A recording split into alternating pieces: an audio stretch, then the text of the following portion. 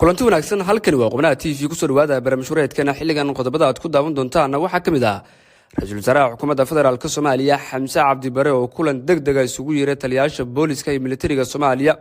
waa Odawaye Xijaar xilli ay soo baxayaan in xilalka laga xayuubin doono Odawaye sidoo kale Xijaar xilli Ra'iisul Wasaaruhu uu shaki weyn ka qabo taliyayaashan una sheegay in magaalada Muqdisho la doonayo in lagu soo daabulo hub iyo sidoo kale qaraxyo waaweyn oo uu sheegay in la doonayo in ciidamada booliska ay ka hortagaan xogaha ugu dambeeyay ka soo baxaya shirka hordhaca uu la yeelanayo Ra'iisul Wasaaraha taliyayaasha booliska iyo sidoo kale ciidanka xoogga dalka Odawaye sidoo kale Xijaar ayaan idin soo gudbin doonaa saaxiibayaal beesha uu ka soo jeedo Xasan Daahir Aweys hogaamiyihii mayalka adkaa oo si weyn uga carootay xabsiga rasmiga ee loo taxaabay hogaamiyahaasi xilli xabsi guriga ku ah magaalada Muqdisho sidoo kale dawladdu waxay ka qaaday aalada social media waxyaabihii ku isticmaalayay laptopyada sidoo kale taleefanadii oo dhamaanba ay ka qaaday wasaaradda warfaafinta Soomaaliya xilli maanta wasiirku xigeenka wasaaraddaasi uu sheegay in dhamaanba hawada laga saaray akoonadii ay social media ku lahaayeen dadka soo gudbiya waxyaabaha la xiriira dagaalamayaasha Al-Shabaab madaxweynaha dowlad goboleedka Hirshabelle Cali Guudlaawe Xuseen waxa uu qaaday talaabo ka dhan ah Al-Shabaab isagoo maalmahanba ku sugan magaalada Beledweyne ee gobolka Hiiraan xilli la filayo inuu madaxweynaha ka soo muuqdo jiida hore ee dagaalka xogii ugu dambeeyay gobolka Hiiraan naga soo gaarayna waa idin soo gudbin doonaa xogahaasi kuwa kalena qaybtan waynu ku faaqidi doonaa saaxiibayaal balse aynu ku bilaabno Ra'iisul Wasaaraha Xukuumadda Federaalka Soomaaliya Xamse Cabdi Bare ayaa kulan degdeg ah isugu yeeray taliyayaasha booliska iyo militariga oo ay kala hogaaminayaan General Odawaye Yuusuf Raage oo taliyaha militariga Soomaaliya iyo sidoo kale taliyaha booliska Cabdi Xasan Xijaar oo la sheegay inuu Ra'iisul Wasaaruhu kala arinsan doono waxyaabaha ka soo kordha amniga Soomaaliya xilli uu Xijaar faray Ra'iisul Wasaaraha Xukuumadda Federaalka Soomaaliya in magaalada Muqdisho dhawaanaha shaki weyn uu soo baxay in lagu soo daabulayo ama lagu soo xareynayo miinooyin iyo qaraxyo waaweyn oo la doonayo in lagu beegsado meelaha muhiimka ama goobaha hoteelada iyo sidoo kale meelaha kale xarumaha dawladda ay ku yaala magaalada Muqdisho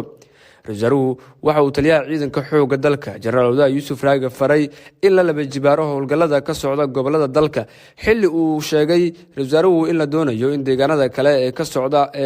howlgallada ka dhanka Al-Shabaab dadkuna ay sabaabulayaan inuu taliyaha gaaro xilli Odawaye uu maalmihii la soo dhaafaba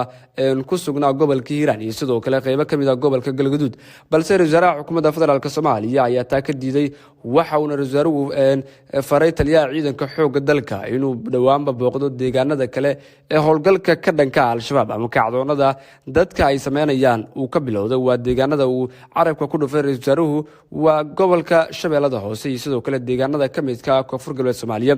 waxa Ra'iisul sidoo kale sheegay in dadka degan dowlad goboleedka Jubbaland iyagu naftirkoodu ay xilligan sameynayaan abaabulo ka dhana Al-Shabaab xilli dowlad goboleedkaasi gobol kamid ah gobolada maamulkaasi uu ka kooban yahay gacanta Al-Shabaab muddooyinkii ugu dambeeyay ku jiray taliyaha booliska Xijaar isaguna waxa la faray inuu amniga magaalada Muqdisho adkeeyo sidoo kalena wayahanba waxa soo baxayay in Xijaar iyo sidoo kale Odawaye xilka laga xayuubin doono xilli wararkaasi warar ka duwan ay soo baxayaan oo ay sheegayaan in bilooyinkanba ay sii joogi doonaan inta laga salgaarayo howlgallada ka dhanka Al-Shabaab oo dawladdu ay ku sheegtay in haddii xilligan isbedel la sameeyo howlgalladaasi ay istaagi doonaan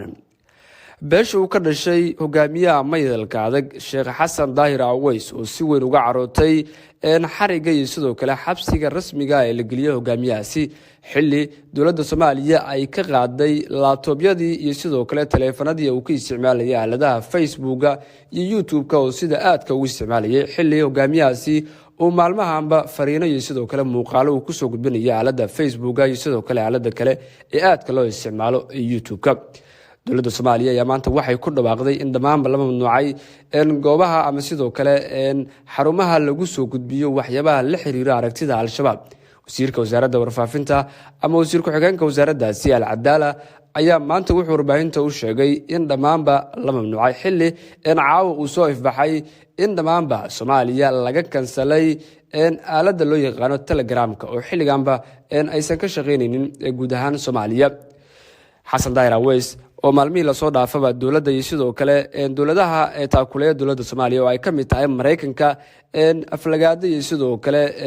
hanjabaadyo u soo marinayay social media caawa waxa uu ku hooyanayaa xabsi rasmi ah xilli sanadihii lasoo dhaafay tan iyo markii uu isku soo dhiibay dowladda Soomaaliya uu ku ah magaalada Muqdisho xabsi guri, balse wararkaynu ka helino ehelkiisa iyo sidoo kale dowladda Soomaaliya waxay tibaaxayaan in Xasan Daahir Aweys xilligani xabsi rasmi ah uu ku yaala magaalada Muqdisho la geeyay kadib markii uu Xasan Daahir Aweys uu iska dayn waayay waxyaabaha uu ku soo gudbinayo social media. sidoo kale dowladdu ay sheegtay inay aragto inuu buunbuuninayo sidoo kalena aragtida al-shabaab uu halkaasi ku soo gudbinayo.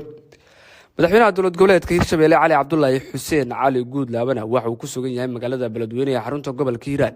xilli magaaladaasi iyo sidoo kale deegaano kale oo ka tirsan gobolka Hiiraan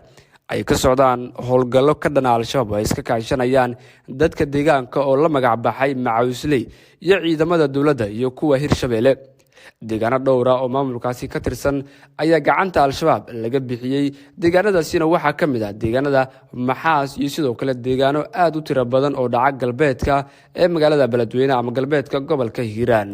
madaxweynaha dowlad goboleedka Hirshabelle oo dhawaanahanba magaalada Beledweyne tagay ayaa la filayaa inuu uga sii gudbo deegaanada ay howlgallada ka soconayaan oo gobolka Hiiraan ka tirsan.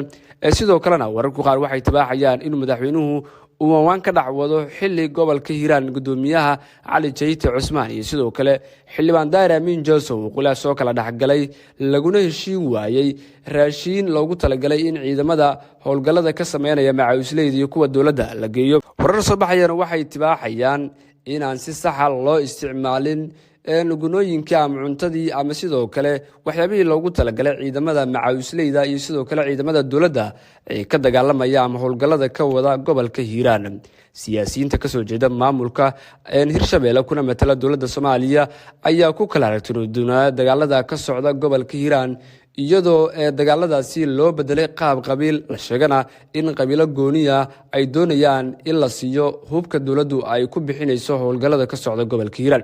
xildhibaan Daahir Amiin Joosow dhawaanahanba ka soo muuqday social media waxa uu sheegay in gudoomiyaha gobolka Hiiraan Cali Jayte Cusmaan uu wado in uu kala geynayo dadka degan gobolka Hiiraan. waxa uu sidoo kale sheegay in uu doonayo in hubka iyo saanada iyo sidoo kale waxyaabaha loogu talagalay howlgallada ka socda gobolka Hiiraan uu doonayo in cid gooniya la siiyo. gudoomiyaha gobolka Hiiraan Cali Jayte Cusmaan isaguna xildhibaan Daahir Amiin Joosow iyo sidoo kale siyaasiyiin kale oo magacooda soo sheegin waxa uu ku tilmaamay inay yihiin kuwa loo soo diray gobolkan inay carqalad ka kiciyaan sidoo kalena fashiliyaan howlgallada ka dhanka al-shabaab. gudoomiyaha gobolka Hiiraan dhawaanba waxa uu ku badbaaday qaraxyadii mataanaha ee ka dhacay xerada Lamagalaay ee gobolka Hiiraan maalintii Isniinta ahayd oo ay ku geeriyoodeen mas'uuliyiin ka tirsan maamulka Hirshabelle